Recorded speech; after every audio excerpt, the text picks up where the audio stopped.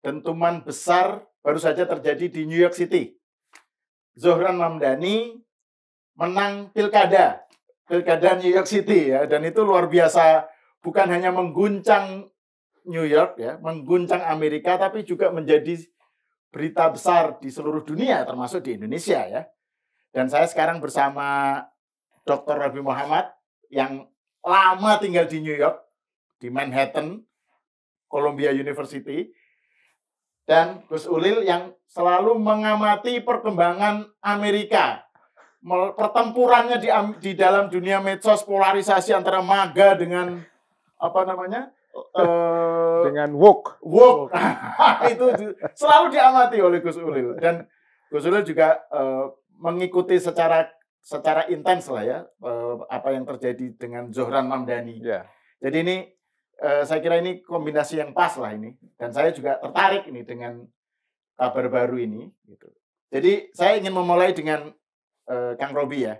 Robi, kan Zohran ini kan ya sering disebut ini dari segi isu atau programnya, platformnya, itu kan ini politisi muda yang sosialis demokrat lah ya, sosialis lah. Sosialis ya. DSA, Democratic Socialist Amerika. Democratic Socialist Amerika. Dan sekarang memimpin jantung kapitalisme. Ya. Nah, jadi memimpin jantung kapitalisme, dan dia seorang sosialis muda dan muslim imigran. Ibunya sutradara sangat terkenal, Miranir, tapi dia Hindu ya, bukan tapi, maksudnya dia Hindu. Bapaknya Mahmud Mamdani itu profesor di Columbia University, kampusnya Kang Robi. Dan saya pernah dengar ceramahnya itu, Gus. Langsung. Yang Good Muslim, Bad Muslim itu loh. Waktu mendiskusikan bukunya ya? Di UPenn. Waktu datang ke Universitas of Pennsylvania. Berarti mendiskusikan bukunya dia itu? Iya. Jadi memang keren. Sayangnya saya waktu itu nggak minta foto ya? Oh iya. Sayang itu. Tapi oke. Jadi memang dia dari background yang seperti itu. Kemudian dia juga pernah rapper gitu kan. Dan dia menarik nih, baru 34 tahun kan. Terus kemudian juga yang menarik juga lawannya. Lawannya ini Andrew Cuomo ini keluarga politik yang sangat kuat di Amerika di New York. Iya kan? Terus jadi lawannya kuat. Terus dia dimusuhi oleh Trump. Dihalangi oleh bilioner. Ada sekian bilioner pengen dia nggak terpilih. Terus tapi terpilih juga gitu ya. Padahal dia punya isu-isu yang keras, misalnya dia menyebut yang terjadi di Gaza itu genocide ya kan? Sangat keras kritiknya terhadap Israel, bahkan mengancam Netanyahu kalau datang ke New York akan dipenjara, ditangkap oleh dia gitu ya. Tapi pendukungnya mayoritas Jewish community di New York mendukung dia. Memilih si Mamdani gitu. Yeah.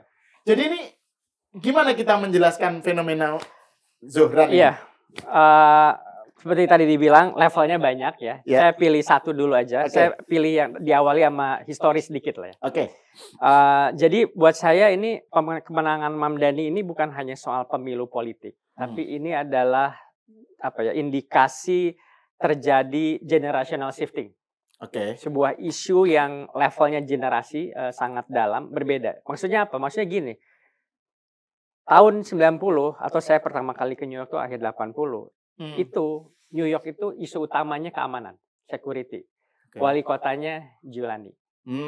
Isu utamanya subway, pokoknya keamanan lah. Republikan itu kan. Republikan. Kita ngerasa nggak aman jalan di subway di mana, itu keamanan, isunya keamanan. Lalu tahun 2000-an pada saat saya tinggal di sana, yang dominan wali kotanya Bloomberg. Bilioner, kita tahu bilioner, yang platformnya itu economic growth. Ya, dia seorang pengusaha bilioner. Jadi dari keamanan, isu-isu keamanan ke isu economic growth. Nah, sekarang Mamdani ini sama sekali berbeda isunya. Yaitu ini soal biaya hidup. Affordability ya, istilahnya affordability lah isu utamanya ya. Ongkos naik bis, ongkos naik kereta, ongkos sewa rumah, apartemen, biaya kos-kosan, apartemen yang nggak terjangkau gitu. Nah, ini ini bisa jadi pelajaran buat semua politisi dimanapun di dunia, yang mana harus memperhatikan isu di dominan generasi pemilihnya itu apa, gitu. Jadi udah shifting tuh, nggak bisa tema security, nggak bisa hanya pertumbuhan ekonomi, tapi isu-isu yang lebih ya pada saat ini dekat. Dan mereka yang ya milih itu ya mereka nggak hidup di zaman, mereka nggak punya bayang-bayang Giuliani dan Bloomberg apalagi dia. Jadi sama kayak kita lagi. Mereka nggak punya bayang-bayang Orde Baru apa ini udah masyarakat dengan isunya yang ada dengan sekarang. Nah, jadi dari situ ini adalah apa ya? Menandakan sebuah shifting generasi yang mungkin sedang terjadi di Amerika, bukan hanya di New York, tapi di New York itu yang mungkin pertama kali menang. Menurut saya itu dulu yang paling basicnya itu gitu, bahwa apa yang mendefinisikan kemenangan Mamdani itu gitu. Kalau Gus Ulul gimana melihatnya? Ya, pertama kalau Kang Robi kan yang ditekankan soal isu yang dibawakan lah ya oleh programnya lah gitu yang ditawarkan affordability ya. Itu apa yang menjadi isu dan utama. itu nyangkut ke semua orang, semua agama, semua imigran, semua orang itu across, tadi kita bisa bahas lagi. Gimana dengan isu itu bisa mempersatukan apa ya? Kantung-kantung masyarakat politik yang asalnya terpecah. Kan kita tahu ya New York itu kan sangat, waktu saya baru datang ke sana dibilangin satu gedung itu ada mungkin 15 bahasa, sangat beragam, ekstrim beragamnya, ekstrim. Nah, mereka semua kepisah-pisah hidup dengan cara masing-masing kan. Nah, tapi bagaimana ini bisa kita bahas, apa yang mempersatukan itu menjadi sebuah gerakan homogen yang memenangkan Hamdani ini. Gimana? Ya, pertama saya senang Zohran Mamdani menang sebagai wali kota New York. Ini sesuatu yang menurut saya peristiwa politik penting di Amerika di era Donald Trump. Jadi Amerika di era Donald Trump ini kan mengalami swing atau perubahan konstelasi politik dari semula yang mungkin selama era Obama, kemudian ada jeda sedikit Trump periode pertama, kemudian Biden ya, itu mungkin warna Amerika lebih condong ke biru, yaitu Demokrat. Kemudian juga secara ideologi politik kaum Demokrat atau yang disebut dengan ideologi politik kiri progresif ya, itu kan lebih menonjol menguasai ruang publik di Amerika Serikat. Nah, kemudian muncul Trump. Ketika Trump muncul menang, itu kemudian terjadi paradigm shift atau perubahan paradigma ideologi politik yang luar biasa. Kemenangan Trump kita tahu sangat landslide, baik di Electoral College maupun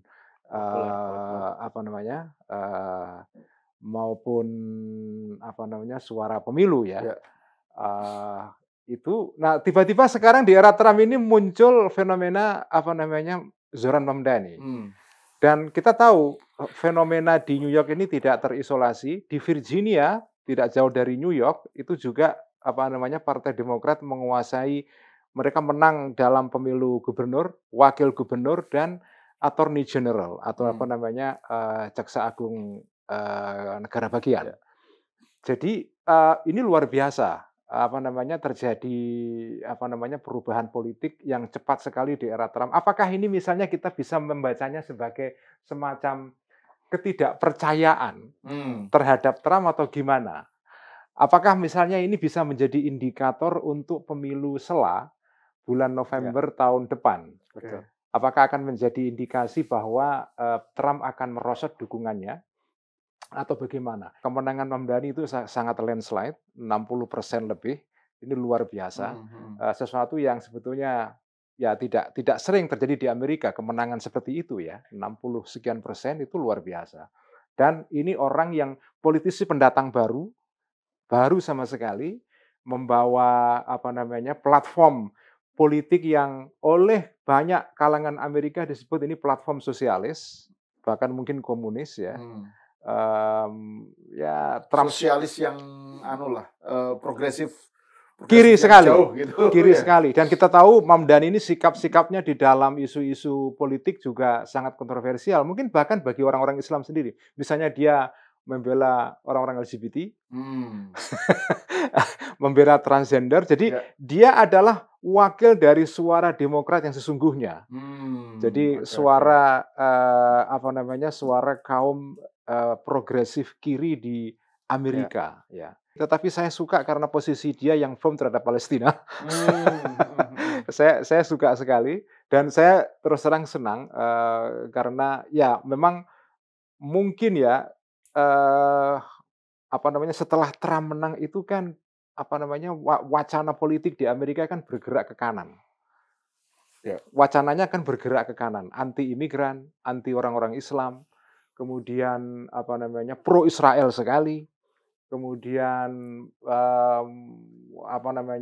ya suasananya suasana yang sangat polarizing. Nah, mungkin perlu imbangan memang. Saya kira saya di sini sukanya adalah mungkin inilah salah satu keindahan demokrasi.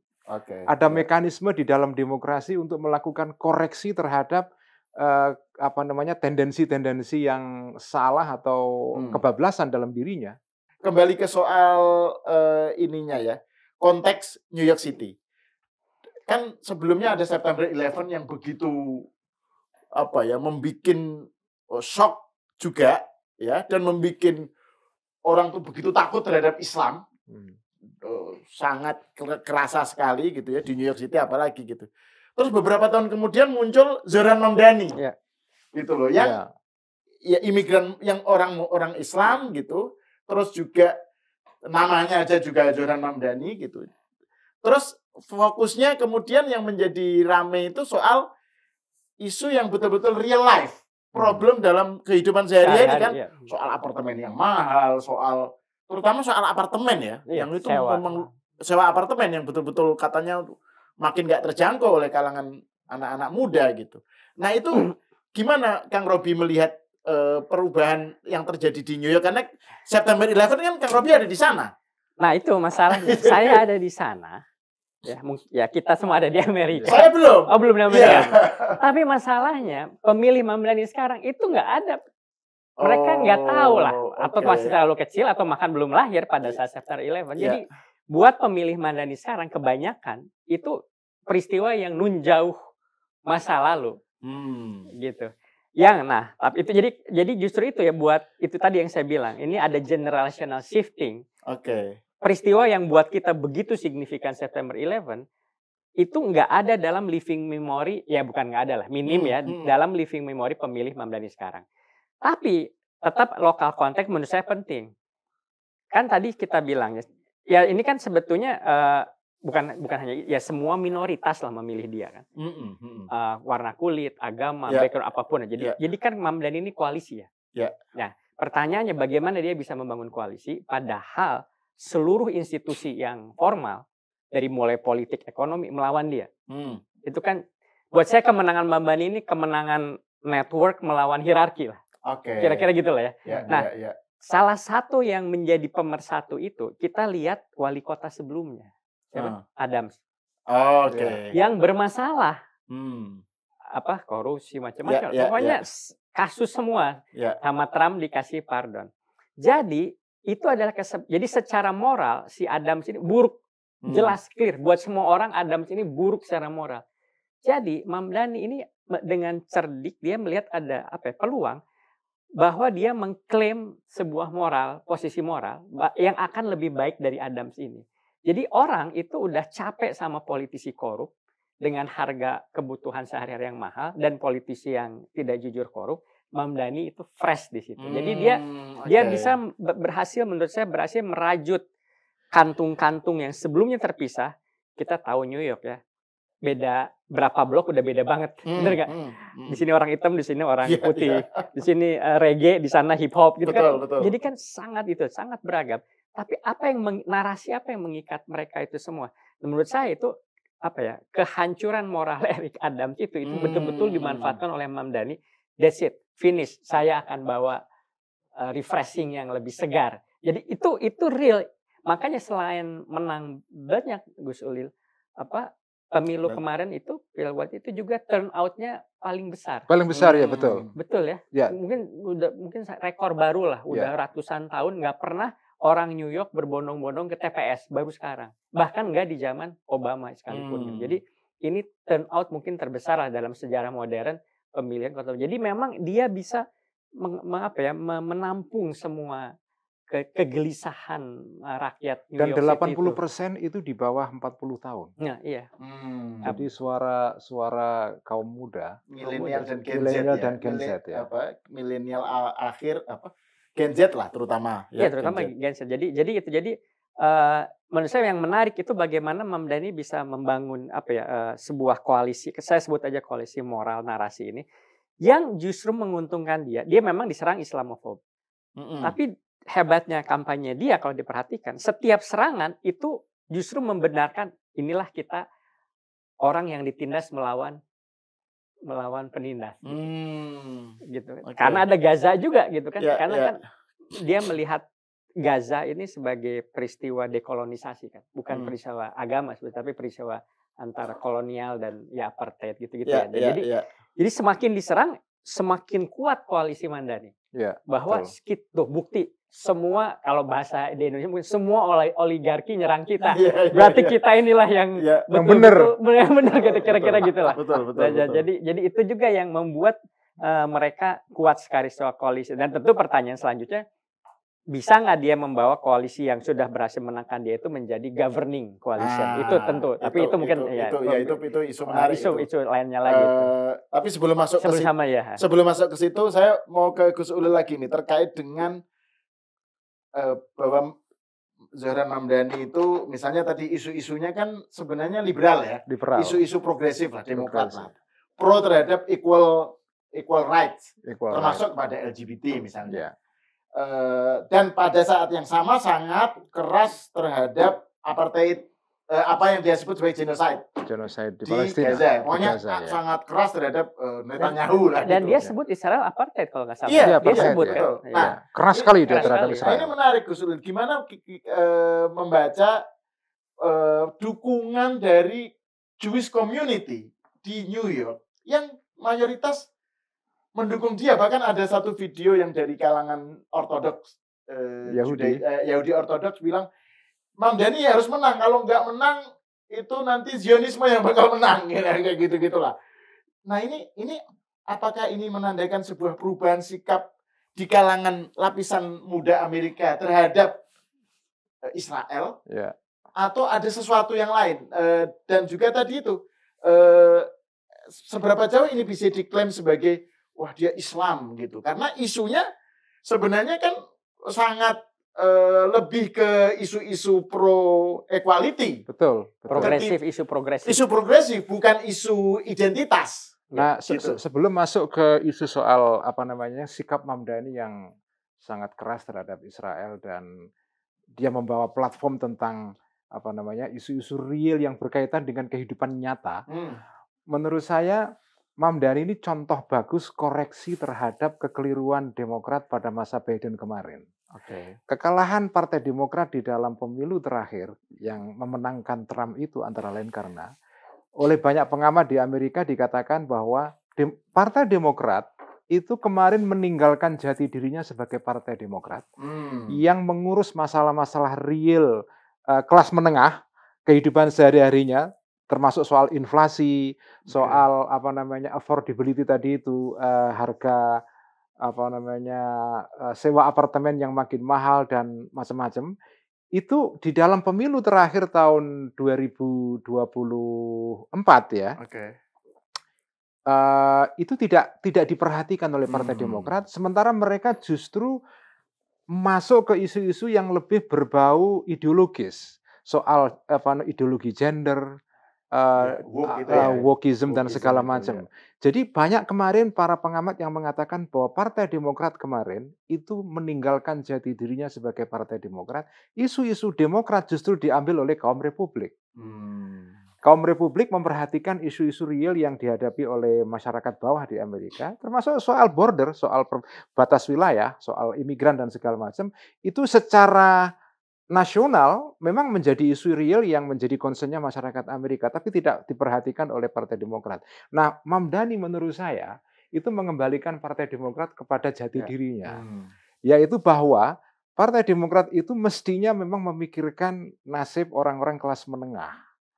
yaitu soal tadi itu, soal apa namanya harga-harga yang mahal, soal apa namanya apartemen, dan soal juga fasilitas publik. Masalah apa namanya kebersihan kota, keamanan, kemudian juga subway yang banyak tikus-tikus dan segala macam. Jadi dia memperhatikan isu-isu yang real yang dihadapi oleh masyarakat. Jadi, nah pertanyaannya adalah apakah ini nanti bisa menjadi semacam titik balik secara nasional untuk Partai Demokrat masuk ke dalam pemilu sela? Ya, kalau misalnya terjadi itu, ini luar biasa. Nah, di sini saya ingin menekankan poin saya tadi itu. Saya senangnya itu demokrasi di Amerika ini kan demokrasi yang selalu di dalam dirinya ada mekanisme untuk selalu mengoreksi. Auto-correction. Begitu nanti ada kecenderungan yang terlalu ekstrim, dikoreksi. Jadi sekarang ini mungkin Trump sudah membuat masyarakat Amerika muak, terutama isu imigran, karena pendekatan dia memang sangat-sangat apa namanya ugal-ugalan, ofensif sekali ketika dia mengirim pasukan Garda Nasional ke berbagai negara bagian, termasuk dia mengancam akan mengirim pasukan ke New York dan seterusnya. Kalau Mamdani menang akan menghentikan apa namanya dana pemerintahan federal ke kota New York dan seterusnya. Nah, jadi orang-orang Amerika mungkin sekarang sudah mau pada titik ini mereka muak dengan cara Trump yang ugal-ugalan ini. Mungkin mereka ingin mencari keseimbangan, ya. Dan nah di situ saya melihat bagusnya demokrasi adalah selalu ada mekanisme koreksi diri, koreksi internal yang membuat dia tidak kebablasan, ya kan, tidak kebablasan itu. Nah soal Israel menurut saya begini, orang Yahudi ya, komunitas Yahudi Amerika. Nah kita tahu New York ya, kita tahu di New York, terutama di kota Manhattan, di kota Manhattan itu di situ terjadi ada konsentrasi masyarakat Yahudi yang cukup besar dengan berbagai mazhabnya, termasuk orang-orang Yahudi yang sangat-sangat ortodoks, yang ultra ortodoks ada di sana semua. Nah, memang selama peristiwa Gaza setelah 7 Oktober tahun 2022, setelah peristiwa itu terjadi perubahan opini yang luar biasa di Amerika karena kebijakan pemerintah Netanyahu yang sangat-sangat ekstrim di Gaza ini membuat publik jadi berpikir berbeda ini. Jadi menurut saya suara Yahudi di Amerika yang sekarang di New York terutama yang mendukung Mamdani, bagi saya sih sesuatu yang tidak mengagetkan. Karena saya pun ketika apa namanya membaca percakapan di media sosial, akun-akun Yahudi yang pro Palestina itu makin banyak. Selain akun-akun yang non-Yahudi ya. Termasuk akun-akun orang Amerika sendiri yang sangat-sangat kritis kepada Israel. Dia bukan orang Yahudi, tapi dia seorang Kristen yang saleh. Jadi saya tidak menganggap ini sesuatu yang mengagetkan karena memang kecenderungannya sudah kita baca beberapa waktu sebelumnya, terutama ketika apa namanya terjadi pemberangusan demonstrasi di kampus ya, yang mendirikan camp-camp apa namanya tenda-tenda di dalam kampus termasuk di Kolombia yang kemudian dibubarkan secara paksa itu. Jadi saya melihat ini titik balik yang bagus, koreksi terhadap kecenderungan yang mungkin kebablasan selama ini. Ya begitulah seharusnya demokrasi memang. Dan bukan hanya Yahudi yang anti terhadap Netanyahu loh, Gus Udil. Banyak juga kalangan Zionis yang kemudian juga menjadi sangat kritis terhadap rezim Netanyahu. Jadi ini bukan semata-mata bahwa mereka itu anti Zionisme, bukan. Mereka setuju ada Zionisme, tapi Zionisme yang dipraktekkan oleh Netanyahu itu nggak setuju mereka. Itu keterlaluan gitu loh. Jadi itu di New York juga banyak tuh yang seperti itu. Misalnya siapa itu penulis muda yang terkenal tuh yang dia lupa namanya saya. Pokoknya dia betul-betul bangsanya inilah menyetujui tentang pentingnya Netanyahu ini harus dihentikan gitu prakteknya gitu. Demi Zionisme itu sendiri gitu, demi nama baik menyelamatkan Zionisme. Iya, gitu. Nyelamatin Zionisme dari Netanyahu. Dari Netanyahu gitu. Ya itu banyak gitu. Jadi apa namanya Yahudi yang seperti itu banyak dan itu mereka justru mendukung Zoran gitu. Mamdani, ya. Nah, Kang Robi, soal network tadi. Saya pengen menggali lebih jauh nih. Karena Robby Muhammad ini kan pakar mengenai social network. Ya, pakar mengenai itu. Dan pendukung Zohran ini kebanyakan kan anak-anak muda yang melek dan sangat aktif menggunakan medsos, gitu kan. Seberapa jauh faktor medsos ini berperan di dalam keberhasilan kampanye Mamdani? Karena kan kalau Cuomo kan kelihatannya udah jadul lah gitu. Gimana? Ya, pertama nyambung dulu dari Gus Ulil. Saya setuju ini tuh warning bahwa terjadi opinion shifting secara demografis. Semakin muda sepertinya semakin anti atau kritis terhadap Israel. Dan ini adalah big deal buat Amerika menurut saya. Itu. Jadi bakal diperhatikan dengan seksama oleh para politisi di Amerika. Jadi mungkin membuat mereka berpikir ulang ketika secara terang-terangan menjadi friend of Israel. Gitu. Jadi menuju ke sana juga kan balik sebelumnya ke Partai Demokrat. Betul, saya ini ujian buat Partai Demokrat. Kan terbelah juga Partai Demokrat ya. Setahu saya orang paling senior di Partai Demokrat sekarang ini Chuck Schumer. Itu godfather-nya New York lah. Senator paling senior yang ada dari New York. Dia tidak endorse Mamdani. Dia tidak endorse. Dia bahkan bilang, saya sudah milih di TPS dan saya siap bekerja sama dengan wali kota siapapun yang baru. Dia nggak bilang. Padahal dia the most senior. Tetapi gubernur negara bagian New York secara terang-terangan endorse Mamdani. Jadi itu saya perhatikan beberapa politisi wali kota Demokrat di kota-kota lain yang juga ya cukup terkenal, mereka bilang saya ngurusin kota saya, New York bukan urusan saya katanya. jadi mereka ini sepertinya ya masih soul searching lah masih. Ini sebuah tambahan. Nah, masuk ke sana, jadi masuk ke soal network, yaitu tadi media New York Times, New York Post, ya orang New York tahulah New York Times, New York Post, Daily News, semuanya jangan pilih Mamdani. Eksplisit editorialnya bilang gitu. Tapi ya terbukti kan kalah. Nah, jadi emang ya ini fenomena network buat saya gitu. Jadi yang eksplisit endorse mendukung Mamdani adalah suara-suara dari pinggir, media progresif yang mungkin online semua, dan itu dijahit dengan sebuah narasi yang menurut saya moralitas tadi itu moralitas politisi yang bersih lah tanda kutip dalam platform media sosial seperti itu. Jadi memang itu yang terjadi dan tapi tidak semua orang memang berhasil menemukan pesan narasi yang koheren yang bisa menyatukan, membuat koalisi hanya dengan network loh.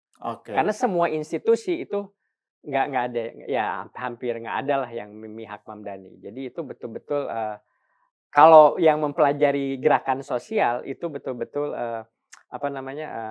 ya optimisme ya. Tapi juga jangan lupa ya Mamdani ini kan Demokrat sejati. Dia tuh bukan aktivis gitu loh. Dia dari dulu emang udah politisi Demokrat. Jadi dia punya kredibilitas sebagai politisi yang benar, bukan aktivis pinggir jalan lah kasarnya gitu kan. Jadi dan dia bangun itu dari Astoria, dari Queens kan, dia bangun itu pelan-pelan semua. Nah, jadi dia bukan hanya sekedar sosial media tapi dia bisa masukin si sosial media dalam dalam ekosistem politik lokal yang ada di situ. Dan it works. It works. Untuk saat ini berhasil gitu ya. Saya punya pendapat yang agak sedikit berbeda soal media sosial ini. Jadi gini, kalau kita ikuti kampanyenya Mamdani di media sosial, Mas Sahal, dia banyak menggantungkan pada platform-platform tertentu, tidak semua. TikTok dia sangat populer, tetapi dia di Twitter dia menjadi musuh. Di X dia jadi musuh gitu. Suara media sosial di X itu sangat tidak suka kepada Mamdani. Elon Musk juga sangat anti Mamdani. Sangat anti Mamdani. Pokoknya ya mogul atau oligark Amerika semuanya hampir anti Mamdani. Nah, media sosial di mana Mamdani bisa diterima dengan ramah itu hanya di beberapa, misalnya di Blue Sky. Nah, di Blue Sky itu memang dia dapat banyak dukungan. Jadi saya mengatakan sih sebetulnya mungkin media Blue Sky itu yang banyak kan Demokrat ya? Demokratnya. Liberal. Jadi Blue Sky ini adalah platform yang dibuat oleh orang-orang yang dulu mantan yang bekerja di Twitter. Ketika Twitter diakuisisi oleh Elon Musk, mereka keluar kemudian mendirikan platform baru namanya Blue Sky yang meneruskan Twitter lama. Tapi di luar Amerika kurang populer. Kurang populer. Yang populer di Amerika malah. Di Amerika, dan orang-orang Demokrat migrasi besar-besaran dari X ke Blue Sky. Oke. Dan di situ Mamdani ya dia cukup populer. Ya. Jadi tidak di semua media sosial. Jadi tentu saja media sosial sangat krusial dalam kemenangan Mamdani. Tapi menurut saya faktor terbesar, kalau bagi saya nggak tahu karena saya nggak hidup di New York sekarang. Tapi saya duga faktor terbesar adalah kemuakan warga Amerika kepada cara Trump mengatasi masalah sekarang di Amerika. Ini jadi suara protes terhadap Trump yang ugal-ugalan. Apalagi dia sekarang sedang musuhan dengan attorney general dari negara bagian New York, yaitu Letitia James ya. Dia mau memenjarakan dia. Jadi ini saya kira faktor Trump yang dianggap sebagai common enemy oleh banyak publik Amerika sekarang itu membuat suara Mamdani menjadi tinggi. Apalagi Trump sendiri dengan terang-terangan mengatakan bahwa pilihlah Andrew Cuomo. Ini sesuatu yang aneh. Seorang yang selama ini kita kenal anti Partai Demokrat, tiba-tiba dia mendukung figur Partai Demokrat ya. Dia mengendorse Cuomo dan mewanti-wantilah warga negara kota New York tidak memilih Mamdani dan akan mempunish mereka. Itu kata-kata Trump kan gitu, akan menghukum mereka kalau mereka memilih Mamdani itu. Nah, ini semua justru malah berbalik arah itu. Jadi justru malah ini menjadi faktor yang memenangkan dalam pandangan saya memenangkan Mamdani. Jadi Mamdani ini diuntungkan karena ada musuh yang dimusuhi banyak orang. Ada musuh yang dimusuhi banyak orang itu. Yaitu namanya Donald Trump ini. Jadi dia diuntungkan dari situasi itu. Nah, ini saya pengen bahas lagi ke soal yang tadi itu, governing ya. Kan ini kan campaigning, kan ada bilang siapa itu, kalau campaigning itu puisi, kalau governing itu prosa. Ini mau masuk governing soal tadi affordability dan lain-lain. Seberapa jauh Mamdani ini kompeten untuk ngurus New York. Nah ini. Tapi saya sebelum masuk ke situ, saya tadi ada satu pertanyaan Gus Ulil yang Gus Ulil belum jawab soal seberapa jauh Mamdani ini merepresentasikan karena dia Muslim ya. Seberapa jauh merepresentasikan Islam gitu ya. Karena isunya itu kan sebenarnya dia sangat pro LGBT haknya ya, hak hidup LGBT diakui. Terus pro minoritas lah ya. Yang kalau di dalam kalangan narasi Islam political Islam itu mereka di-repress. Anti Syiah, anti LGBT, anti apa kalangan. Kalau orang bicara tentang politik Islam kan rata-rata begitu di Indonesia juga kan. Sama gitu. Nah, Mamdani ini kan dibanggakan nih sama kalangan Islam. Wah, New York dipimpin oleh Muslim gitu. Tapi dia kan sangat isu-isunya itu sangat pro equality gitu. Ini sama dengan wali kota London. Ya kan? Ya kan itu kan background-nya Syiah gitu ya. Ini juga sama Syiah juga. Ini juga Syiah ya. Jadi Muslim. Nah, gimana itu membacanya ini Gus Ulil? Nah, saya melihat Mamdani selama kampanye kemarin, baik waktu primary maupun kampanye pemilu kemarin tidak pernah menonjolkan masalah Islam. Dia tidak menjadikan Islam sebagai kartu politik. Memang dia dibantu oleh banyak jaringan-jaringan Muslim, tapi tidak kelihatan sama sekali. Kalau kita bisa mengatakan bahwa statement Linda Sarso tadi benar, bahwa donor Muslim ini bekerja diam-diam. Ini yang disebut dengan donor Muslim ini bukan artinya orang kaya. Ini sebetulnya donasi dari warga Muslim yang kecil-kecil dari masyarakat begitu. Swadaya masyarakat. Ya. Tidak donor besar bukan. Nah, Kalau betul bahwa Linda Sarsour mengatakan bahwa dia didukung oleh suara Islam, tapi selama pemilu kemarin suara Islam tidak menjadi kartu politiknya Mamdani. Kartu politik dia adalah isu-isu yang real dihadapi oleh masyarakat. Meskipun solusi-solusi yang dia tawarkan kadang-kadang buat masyarakat Amerika yang Republikan terutama terlalu jauh sekali. Misalnya dia akan mengendalikan harga barang-barang di New York misalnya. Dia akan mendirikan toko-toko yang harganya terkontrol. Seperti, nah oleh kaum Republikan ditwist, ini seperti pengalaman Uni Soviet dulu. Betul. Negara mengontrol harga gitu kan. Ya lepas dari itu, tetapi dia bagusnya Mamdani adalah tidak pernah memainkan kartu agama. Dia selalu stick dan dia sadar itu. Saya kira Mamdani sadar dari kesalahan Partai Demokrat pada waktu Biden, waktu Kamala Harris itu. Yaitu dia tidak masuk terlalu jauh di dalam isu-isu gender ideology. Meskipun dia terang-terangan ketika parade kaum LGBT dia ikut dan mendukung. Tapi dia tidak pernah menjadikannya sebagai platform politik yang selalu ditonjol-tonjolkan ya. Dia hanya mengangkat isu-isu yang real dihadapi oleh masyarakat New York. Dan itu saya kira keputusan yang tepat sekali. Ya memang gimana? Mamdani sebenarnya cukup umum ditemukan di Amerika Islam sebagai latar belakang budaya. Nah itu iya memang. Ini dibesarkan, tapi tidak ada isu Islam. Jadi sebagai ini orang apa sih? Orang siapa sih? Nah itu ya dia dibesarkan dalam tradisi Islam gitu. Jadi memang bukan agama secara ideologi lah. Dan jangan lupa Mas Al, ini tidak hanya di New York, di Virginia wakil gubernur di sana disebut dengan lieutenant governor. Virginia sekarang terpilih adalah seorang perempuan Muslim juga, Ghazala Hashmi. Jadi ini ada dua peristiwa yang menarik di kota New York dan di negara bagian Virginia, di mana suara Demokrat naik secara tajam, artinya mereka menang di sana. Kemudian kandidat-kandidat Partai Demokrat menang.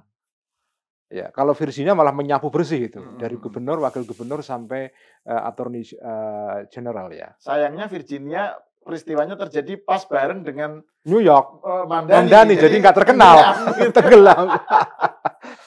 Jadi oke, sekarang ke soal governing.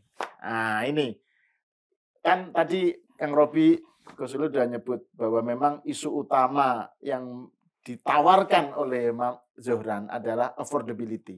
Karena itu real dialami oleh New York ya, harga apartemen yang nyaris betul-betul gila-gilaan lah gitu ya. Sementara pembangunan apartemen baru juga sangat terbatas gitu ya. Jadi apartemen itu ketersediaannya terbatas karena tidak ada tambahan baru sehingga harganya naik menjulang. Terus juga public transport biaya hidup lah yang begitu mahal. Sementara si Mamdani ini isu-isu yang ditawarkan programnya itu kan progresif yang jauh banget.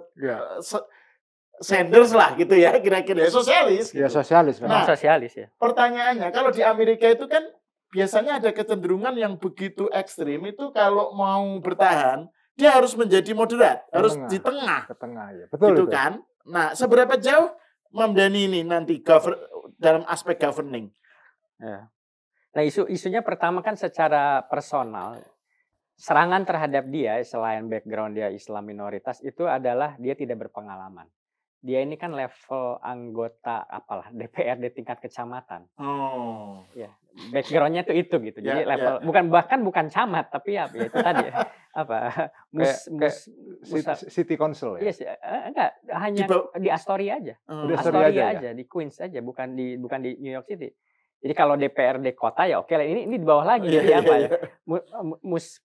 musyawarah kecamatan lah, kecamatan lah. Jadi sangat muspika. Ya.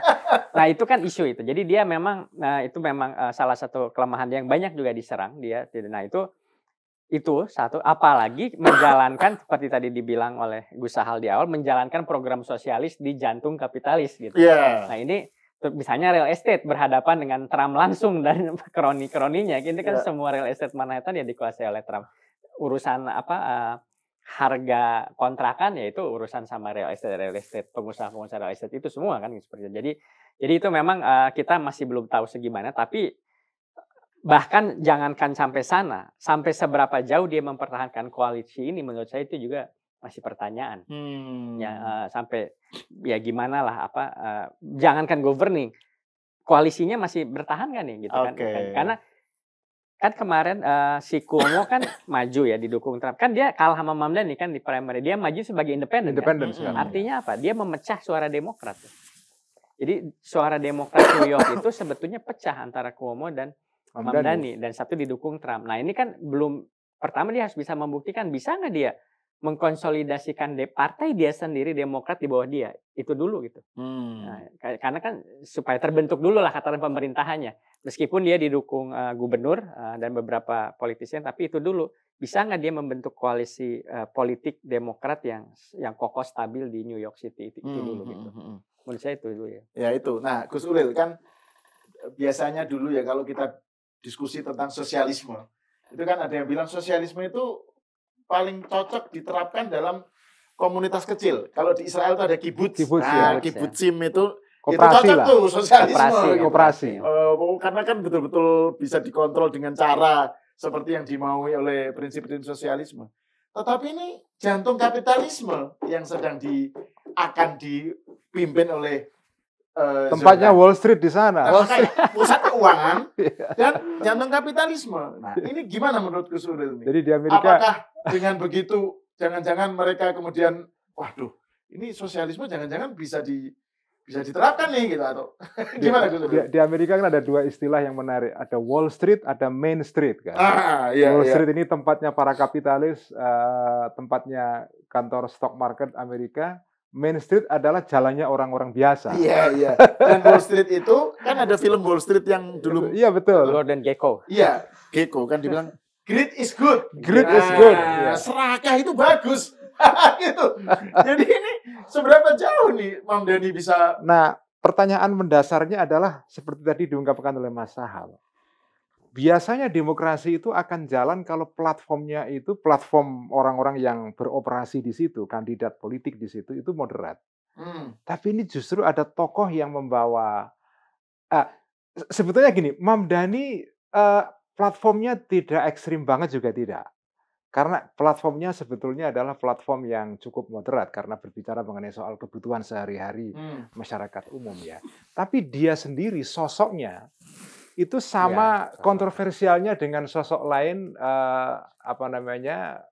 perempuan dari New York, AOC, Alexandra Ocasio-Cortez, ya, yang juga mendukung Mamdani, yang juga kampanye buat Mamdani. Ini kan sosok AOC ini atau Alexandra Cortez ini kan sosok yang kontroversial buat orang Amerika, terlalu maju atau terlalu kontroversial karena platform politiknya sangat tidak moderat.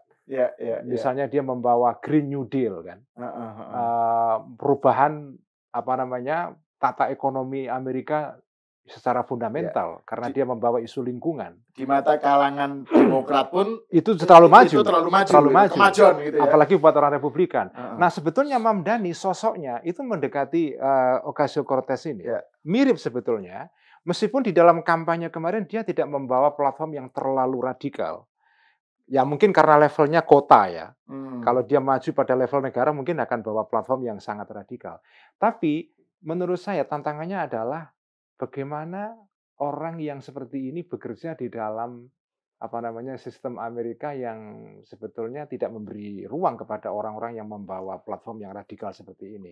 Menurut saya, tadi kembali kepada poin saya sebelumnya, dia walaupun tokohnya kontroversial bisa menang karena berhadapan dengan tokoh politik lain yang juga kontroversial, yaitu Donald Trump itu. Jadi lebih ke faktor melawan sesuatu yang dibenci oleh masyarakat Amerika, New York gitu ya. Persis. Jadi sebetulnya kalau dalam situasi normal mungkin Mamdani nggak laku, mungkin ya. Tapi karena situasinya situasi Amerika era Trump, yang serba polarisasinya luar biasa, sehingga tokoh yang seperti Mamdani bisa dijual itu. Kalau seandainya situasinya normal, mungkin dia tidak cukup meyakinkan bagi warga New York ya. Iya.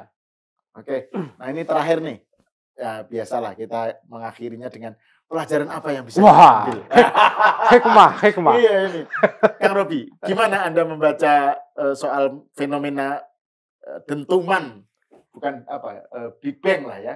Big Bang yang terjadi pada kasus kemenangan Zohran Mamdani ini, dan what does it mean for us? Ya, kalau disebut dentuman kan berarti ya itu tadi, ini bukan soal wali kota New York, ini kan soal perubahan yang fundamental. Pertama berarti harus itu katakanlah peradaban Amerika mau kemana. Makanya jadi bebannya itu sebetulnya menurut saya bukan hanya di Mamdani, tapi ya misalnya AOC itu kan itu tadi Demokrat Sosialis Amerika. Ini kesempatan mereka untuk menentukan, memperlihatkan kepada rakyat Amerika ide-ide mereka tuh bisa jalan nggak dan betul nggak memperbaiki kan gitu. Jadi saya memang agak berbeda sama Gus Uli. Saya coba pakai kacamata Amerika karena menurut saya masyarakat Amerika lebih pragmatis. Oke. Menurut saya itu salah satu perbedaan meskipun fundamental. Dia nggak eligible untuk jadi presiden ya. Jadi ini Mamdani ini beda dengan Obama gitu. Makanya jadi ini buat saya ini bukan maka di awal saya ini soal generasi ya. Buat saya ini bukan soal pribadi Mamdani atau Trump, tapi ini ya soal itu tadi ya katakanlah peradaban Amerika gitu. Karena orang Amerika kalau saya percaya pragmatis gitu. Jadi mereka itu inilah isu-isu yang emang dekat dengan mereka. Nah itu jadi ini pelajarannya buat di kita, hikmahnya ya kita bisa melawan oligarki. Ya, dengan network itu ya apapun, melawan semua pengusaha yang tentu bilioner Amerika beda levelnya dengan di sini jauh lebih besar lagi gitu kan, lebih dahsyat lagi, kekuatannya lebih, tapi kan tetap kalah di pemilu itu gitu. Jadi kalau kita perhatikan bagaimana merajut teriakan-teriakan kelelahan terhadap kebijakan yang ada, tapi itu dirajut dalam sebuah narasi ya moral ya yang bisa resonate dengan orang, itu bisa terjadi gitu. Nah itu cuman ya itu harus dirajut gitu kan, nggak sesederhana demo di jalan apa. Kalau cuman demo ya itu tadi kata Gus Ilo, ini terlalu ekstrim, bukan mau jadi governing, ini mau teriak-teriak aja gitu kan. Jadi harus dipikirin cara-cara yang cara gerakan sosial yang bukan hanya gerakan sosial apalagi demo, tapi gerakan sosial politik gitu. Ya jadi ya kan gimana pun juga Mamdani itu parpol. Iya. Nah jadi kalau buat saya ya kita kemarin ribut soal parpol, kita marah sama DPR yang isinya parpol. Ya sebetulnya kalau mau belajar dari kasus New York, ya parpolnya ini bukan dimusuhin tapi ya dibenerin gitu. Gimana caranya, tentu dengan orang-orang dalam kayak Zohran Mamdani. Saya nggak tahu, harusnya ada lah ya di antara ratusan juta Indonesia di dalam parpol atau mau masuk parpol ya, sehingga gerakan perubahan ini ya bukan hanya teriak di pinggir jalan, tapi memang masuk ke dalam sistem gitu. Ya seperti Zohran Mamdani ini, dan dia menang diakui oleh semua orang secara legitimasinya jelas gitu kan. Kalau di medsos di X di Indonesia justru yang muncul sinisme terhadap orang yang pengen memperbaiki parpol melalui perubahan harus dari dalam. Di dalam ya, dianggap terkooptasi. Tapi AOC Mamdani menurut saya ini inspirasi lah gitu. Kalau buat saya. Gimana Gus Uli? Ya saya terus terang senang dengan perkembangan ini, pertama karena sosok Mamdani yang pro Palestina.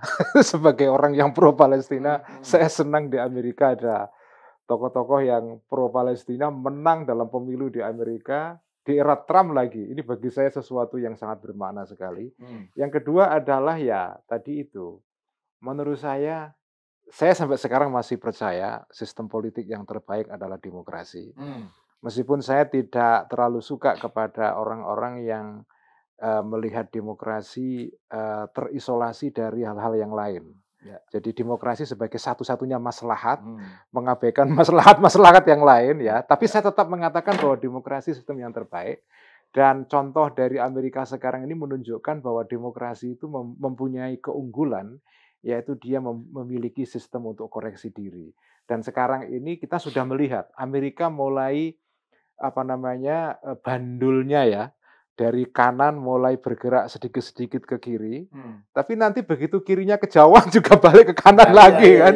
Nah, ya tapi seharusnya kan begitu memang. Nah, di Indonesia sendiri juga kita menyaksikan hal yang sama, meskipun dalam bentuk yang berbeda. Bandul politik itu juga terjadi juga di sini kan. Dan itu bagus itu. Jadi lepas dari apakah Mamdani nanti itu sukses memimpin New York, apakah dia bisa mewujudkan platform politiknya, tidak mudah pasti Kang Robi. Saya tidak tahu itu bagaimana dia mewujudkan itu. Tapi bagi saya tetap perubahan ini itu penting, mengoreksi itu loh. Mengoreksi itu loh. Sebagaimana Trump kemarin itu saya sendiri nada observasi politik saya kemarin kan agak pro Trump kan. Karena saya melihat Trump ini juga koreksi terhadap perkembangan demokrasi Amerika di era Biden yang kebablasan. Trump saat itu. Nah sekarang Trump kebablasan dikoreksi lagi. Ya begitu demokrasi itu. Inilah bagi saya salah satu keunggulan demokrasi dibanding sistem-sistem yang lain ya. Dan Indonesia, saya ingin menegaskan ini Mas Sahal ya. Menurut saya kita di Indonesia ini kita masih demokrasi. Dan saya mengatakan bahwa demokrasi di Indonesia sekarang ini sudah nggak mungkin ditarik balik. Sudah menjadi the only game in town, istilahnya itu. Menjadi satu-satunya cara berpolitik di Indonesia sekarang. Ya ada alternatif lain, misalnya negara agama dan segala macam. Tapi kayaknya atau itu kekhawatiran terhadap otoritarianisme, fungsi ABRI, TNI dan seterusnya itu ya mungkin kekhawatiran itu boleh, tapi saya mengatakan bahwa demokrasi Indonesia nggak semudah itu. Ya, sudah pada level point of no return. Ya ada namanya democratic backsliding, ada macam-macam, tapi tetap demokrasi. Dan saya masih percaya itu dan saya senang. Tapi dengan Indonesia masih demokrasi ini ada ruang di dalam sistem politik kita untuk mengoreksi dari satu rezim ke rezim berikutnya, ada koreksi terus-menerus itu. Jadi hope meskipun harus sabar 5 tahun ya. Ya harus sabar 5 tahun. Syaratnya itu aja. Kadang-kadang memang nggak sabar. Dan itu yang hope itu justru bisa direalisasikan dengan sistem yang bisa mengoreksi diri sendiri. Kawan kita dulu namanya Mas Saifullah Fatah punya istilah bagus zaman Orde Baru. Zaman Orde Baru. Dia punya istilah namanya kesabaran revolusioner. Betul. Kita harus sabar itu. Makanya saya mengkritik janganlah kita ini menurunkan rezim di tengah jalan itu. Itu berbahaya sekali. Nah, terus ini saya pengen menutup ini, tapi sebenarnya ada satu hal lain yang jarang diungkap ya dalam pembicaraan tentang Zohran Mamdani ini, tentang kaitannya dengan dunia kesenian. Nah, ibunya itu kan Miraner itu kan filmmaker yang sangat luar biasa ya. Salam Bombay, Namesake, terus banyak lah, Mississippi Masalah, terus bagus-bagus lah. Kama Sutra yang tapi juga istrinya. Istrinya itu kan juga artis, orang Syria. Dia seni rupa ya kalau nggak salah ya. Orang Syria dia. Iya, orang Syria kan, dan cantik gitu kan. Cantik sekali. Dan New York itu bukan hanya pusat keuangan, bukan hanya pusat kapitalisme, tapi juga pusat kesenian modern art, seni rupa, ballet, pokoknya semua kesenian kontemporer itu New York itu kiblatnya. Nah ini kira-kira gimana nih? Saya suka sekali itu melihat sosok Mamdani itu. Ya pertama karena pintar, retorikanya bagus sekali. Dan charming. Brewoknya itu kan brewok yang bagus. Brewok yang bagus. Istrinya juga seniman. Jadi makanya gini, ya kadang-kadang keterlaluan juga orang-orang Republikan yang mengkritik Mamdani. Ini sosialis, ini sama dengan membawa Amerika kembali kepada Uni Soviet. Ya enggak lah, enggak segitunya juga. Saya kira enggak segitunya juga. Mamdani ini pada dasarnya kalau kita mau jujur, dia sendiri sebetulnya sadar betul bahwa dia ini dia punya ide yang mungkin sosialistik, tapi kan beroperasi di dalam sistem yang kapitalistik. Dan dia pasti nggak akan mengingkari itu. Dan dia juga bekerja pada peradaban modern Amerika di situ ada kesenian, ada sistem New York lagi kan? New York lagi sekuler. Ya. Dia bukan seorang politisi Muslim yang Islamis, sama sekali tidak. Meskipun dia didukung oleh CARE tadi itu, oleh apa namanya jaringan CARE, tapi saya nggak yakin dia kalau mau jujur aja ya pandangannya progresif, liberal pada dasarnya. Yang Robi, yang soal kesenian terakhir nih. Kesenian, karena New York, ya kota New York itu kan ada 3 pilar memang. Jadi satu pilar keuangan Wall Street, satu media, CNBC, ABC semua di situ, late night show semua di situ media, ya New York Times apa. Dan satu lagi arts and fashion, New York Fashion Week itu yang paling ya mungkin salah satu. Jadi, nah mungkin Mamdani bisa berkoalisi dengan pilar ini, karena dia dari situ, pemirannya semua keluarga dari situ. Jadi memang ini juga menandakan peradaban budaya yang sudah berbeda di mana dominasinya mungkin bukan lagi media, bukan lagi keuangan tapi ya arts, fashion dan itu semua itu ya. Jangan lupa Broadway. Ya Broadway teater ya. Broadway terus juga itulah di Village kan? West Village. Kan salah satu driver harga sewa kos-kosan di New York itu kan artis, seniman. Jadi kalau sewanya murah, artis yang baru, seniman yang baru masuk, berinovasi kreasi, karyanya heboh, dia jadi mahal. Gitu. Orang nggak muat, dia pindah ke mana, turun murah lagi, masuk artis baru. Jadi hidupnya tuh memang dari salah satunya dari seniman itu yang datang ke New York itu ya. Dan dari seluruh dunia ya, kalau New York tuh bedanya itu. Betul.